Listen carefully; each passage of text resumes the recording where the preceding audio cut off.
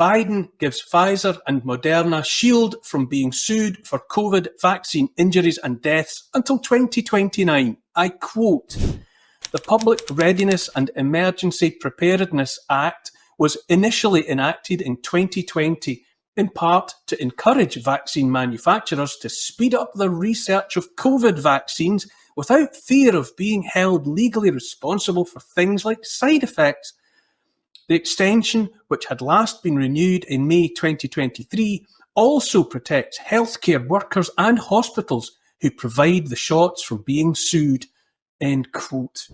Yet people who reported vaccine injuries and deaths on the VAERS system were ignored, they were mocked, they were called conspiracy theorists, and they were canceled on social media when they tried to tell about the horrifying things that were happening to them or their family members. The CDC even changed the definition of vaccine. The FDA approved an experimental vaccine through a rushed approval process that suppressed trials and data that showed that vaccine and had side effects that even caused death.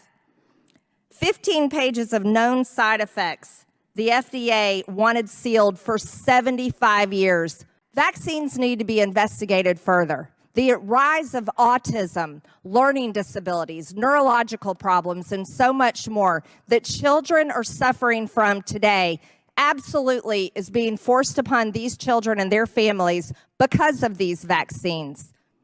This committee should have investigated the vaccines, and it was a failure to not do so.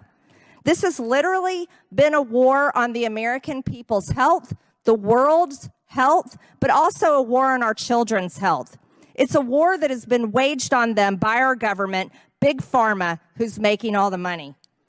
Dr. Fauci lied to the American people, abusing his power and position and role, very powerful role, paid for by the American tax people. He lied and many, many people died.